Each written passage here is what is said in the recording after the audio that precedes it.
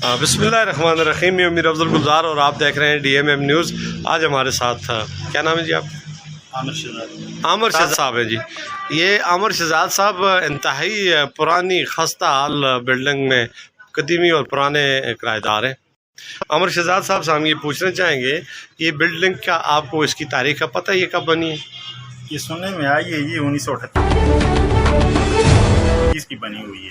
1938 کی؟ جی ہاں۔ اور اس کا ابھی آنر کون ہے، مالک کون ہے؟ اس کا مالک ہے عبدالرؤف خان ہے، وہ جو آباد میں ہوتا ہے، بالاکوٹ سے اس کا تعلق؟ بالاکوٹ کے رہنے والے رہتے اس وقت آباد میں، کاغان کالونی میں۔ کاغان کالونی۔ جی۔ تو یہ کتنی جگہ ہے؟ یہ اس کی تو 6 دکانیں تھی، ہاں، اور اس سائڈ میں بیچ دی، ابھی یہ 3 باقی ہیں۔ باقی بیچ دی ہیں، باقی بیچ اور اوپر مکان ہے۔ مکان ہے۔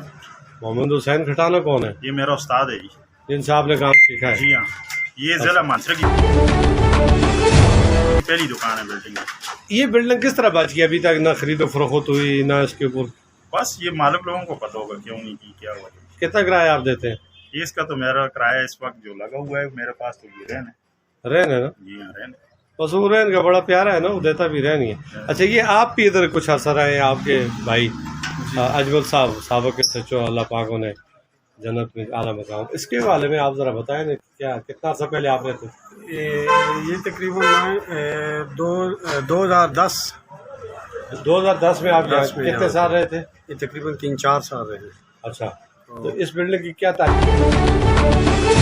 تاریخ آپ اس کو دیکھ رہے ہیں اندر سے، کس طرح بنی ہے؟ بس یہ پرانی قدیمی سی لگتی ہے، لیکن 3-4 سال ہم بھی رہے ہیں۔ 2005 کا زلزلہ بھی اس سے گزرا ہے، لیکن اس کو کچھ نہیں ہوا، اسی طرح محفوظ کی محفوظ ہے۔ ساری کی ساری لکڑ کی بنی ہے؟ ساری کی ساری لکڑ کی بنی ہوئی ہے، پرانی حویلی ہے۔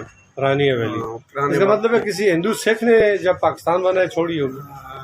شاید، کیا لگتا ہے؟ ہو سکتا ہے یہی ہو، کیونکہ یہی پرانی ہے۔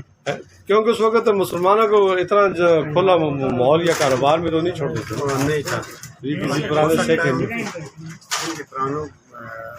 یہ بہت پرانی تعمیرات ہے، لیکن یہ جو بھی بتا رہے ہیں، لیکن کہہ رہے ہیں کہ ہماری یاد سے پہلے کی ہے۔ بالکل۔